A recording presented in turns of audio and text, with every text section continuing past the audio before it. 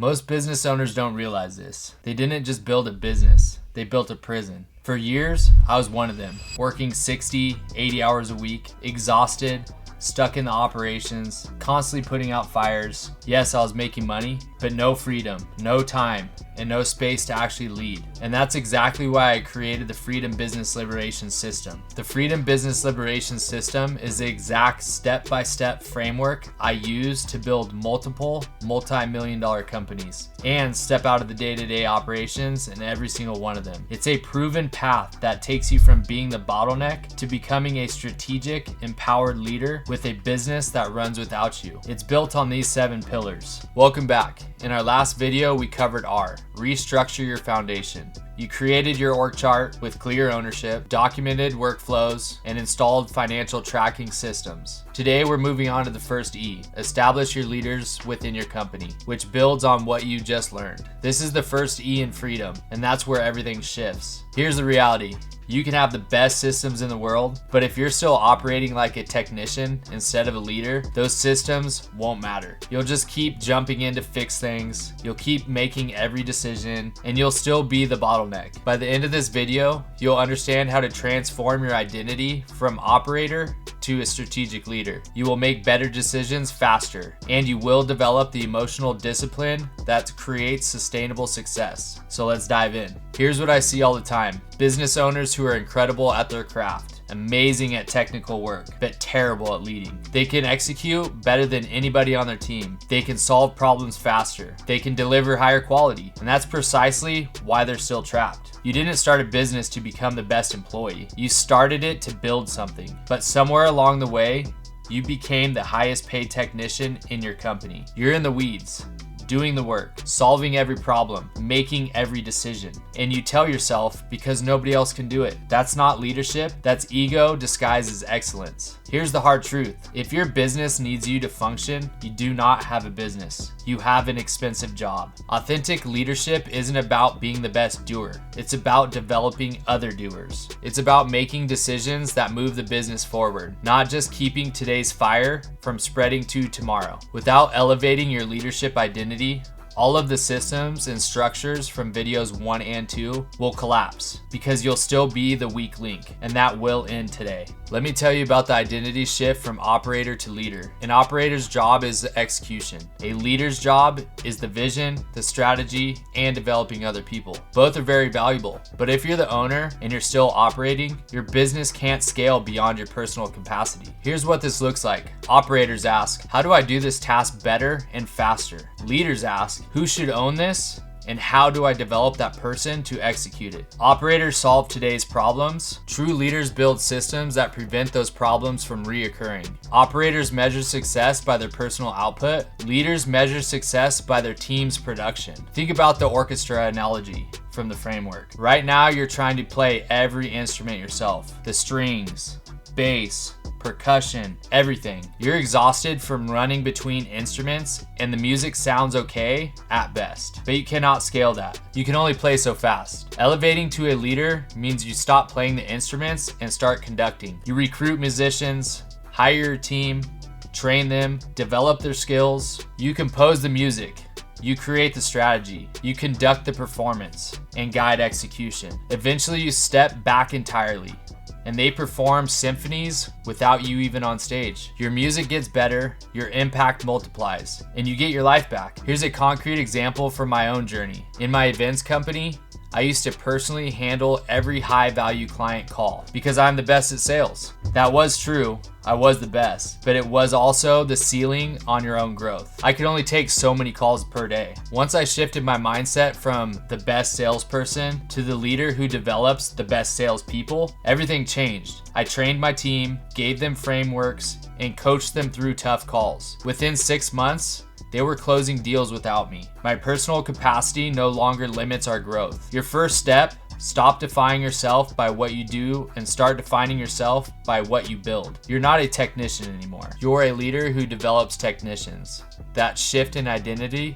changes everything. Let me tell you about when I finally understood this. It was 2017. My events company was doing well, about 2.5 million per year in revenue, but I was still working 80 hours per week. I was at every event, I was handling every vendor relationship, I was the one clients called when something went wrong, and I wore that like a badge of honor. Look how committed I am. Look how much I care. Then my wife Emily said something that changed everything. You are not building a business, you're building a monument to yourself. That stung. But she was right. I created a company that depended on me because I was terrified that if I stepped back, clients would realize I wasn't indispensable. My identity was wrapped up in being the guy who can handle everything. A few months later, I had a health scare. Nothing too serious, but enough to force me to take 2 weeks completely off. No phone calls, no emails, no involvement. And you know what happened? Nothing catastrophic. The team ran events, clients were happy, problems got solved, the business actually functioned without me. But here's what really hit me. When I came back and asked my team how things went, they said, honestly, it was easier without you. That really hurt, but it was also liberating. I realized that my involvement, my need to be in everything, was actually making them less capable, not more. They couldn't develop leadership skills because I was always there to solve their problems. That's when I made the shift. I stopped measuring my value by how much I did and started measuring my value by how capable I made my team. I stopped being the best event planner and started being the leader who developed the best planners. That identity shift from operator to leader is what eventually led me to exit daily operations entirely. And it started with admitting that my old identity was the problem. Now let's talk about decision making and emotional discipline. These are the tools that make leadership sustainable instead of exhausting. First, decision-making frameworks. Right now, you probably make most decisions based on gut feeling and immediate need. Someone asks you a question and you answer. A problem comes up and you solve it. That's actually reactive leadership, and that's why you're exhausted. Strategic leaders make decisions based off frameworks, repeatable processes that ensure consistency and develop the team's capability. Here's a simple framework.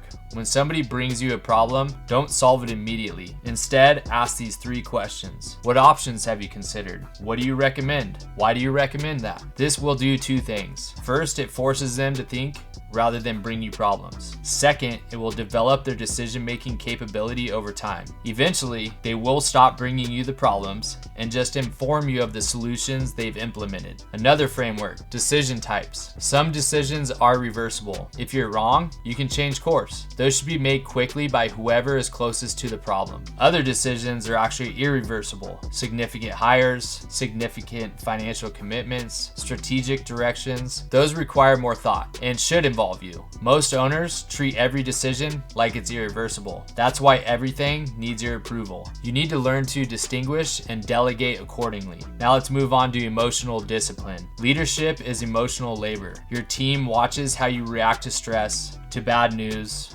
to conflict. If you panic, they panic. If you're inconsistent, happy one day, angry the next, they can't trust your leadership. Emotional discipline means managing your reactions so you lead from strategy, not from mood. This connects to everything. In FACE, video 1, you learn to be brutally honest about reality. In Restructure, video 2, you built systems and structure. Now in Establish, you're developing the personal capacity to lead those systems. You are becoming the kind of leader people want to follow. Consistent, strategic, developmental. Here's a test. Can you receive bad news without reacting emotionally? Can you make a hard decision and sleep at night? Can you hold your people accountable without making it personal? If not, you're still leading with emotion, not discipline. And that's exhausting for you and unstable for your team. Start here. Next time someone brings you a problem, don't solve it. Ask those 3 questions and see what happens. That's leadership development in action. Great work today. You just learned the 3rd pillar of freedom. Establish your leadership identity. You now understand the shift from operator to strategic leader. You understand how to make better decisions using frameworks rather than just reacting. And the importance of emotional discipline in sustainable leadership. That's the first E in freedom. You're almost halfway through the foundation. This is the transformation that makes everything else possible. Systems don't run themselves. Leaders run systems. You're becoming the leader. Keep going.